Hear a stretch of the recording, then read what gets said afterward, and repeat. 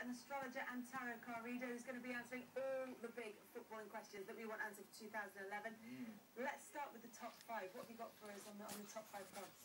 Well, let's look at Manchester United first of all, because what I've taken is Alex Ferguson's astrology charts and looked at him, and he's actually got, as you would expect, loads of success at the moment, and he's going to go from strength to strength. He isn't going anywhere at the moment in the foreseeable future. Just looking at the details of them, they've got strength of character. A lot of people have talked about they haven't got the depth, but, however, what they've got and what Alex Ferguson's got is he's great with his players. He's got the moon in Gemini, which is fantastic. He's a Capricorn, he's a hard worker. To be honest, my prediction is Manchester United winning the league this season. And how can you get that from these cards? Well, the last card is interesting because what it talks about is his enthusiasm. It's actually going to increase here. He's got Pluto as well working with him astrologically, and here's the Ace of Wands, and that really donates success for him.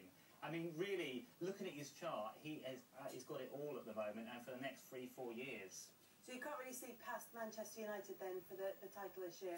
Well, the other contenders will be Manchester City and, of course, Mancini at the moment. Now, Mancini, actually look at his chart, he's a Sagittarian, and he's got those sort of arrows flying all over the place. It actually could be very successful for them, but I don't think he's going to get the time at the moment. That's going to be the major problem for him. We won't do his cards just yet, because I want to move on very quickly to relegation and see what you've got for us in terms of who are the teams who are going to go down and the managers in charge of them. Well, the two teams that I looked at that were going to go down, and the third one's a surprise, Wigan and Birmingham.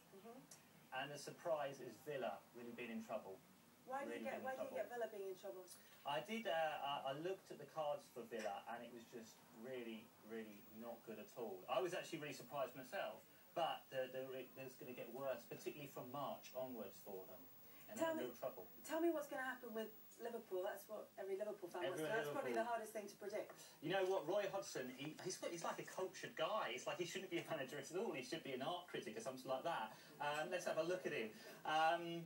Yeah, this is interesting.